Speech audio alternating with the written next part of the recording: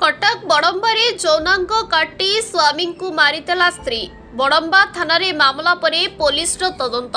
पारिवारिक कलह को केन्द्र करी अलरा गाँव युवक मनोज मल्लिक शशुर घर बड़म्बा करड़ीबंध गाँ को डाकी स्त्री लक्ष्मीप्रिया राउत हत्या करिथिबा नेई मृतक मनोजकर बापा बसंत मल्लिक बड़म्बा थाना अभियोग करिसेंती।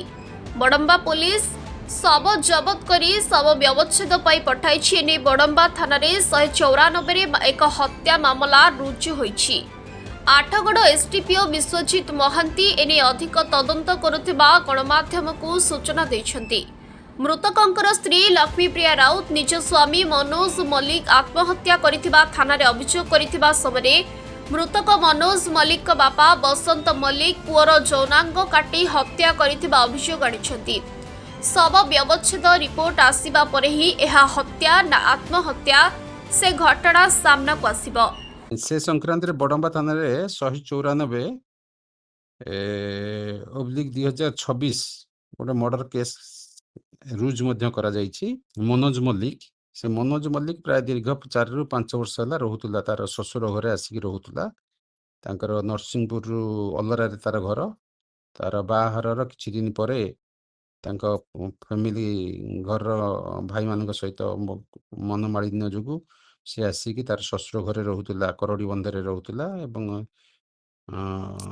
से संक्रांत रे से तार मृत झुलंता जबत करथिला बड़म्बा थाना। ए संक्रांत रे ता स्त्री रो रिपोर्ट रे प्रथम गोटे यूडी केस रुज कर जायथिला।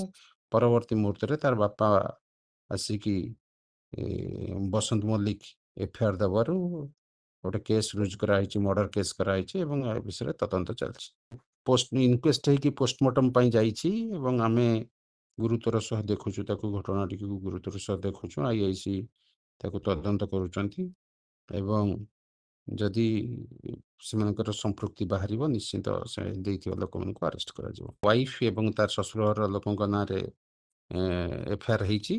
तेणु करी आमे पोस्टमार्टम रो रिपोर्ट आसिला परे एवं साइंटिफिक टीम रो रिपोर्ट आसिला परे आमे कार्यानुष्ठान ग्रहण करू। कटकरू मानस कुमार साहू को रिपोर्ट, संघर्ष टीवी।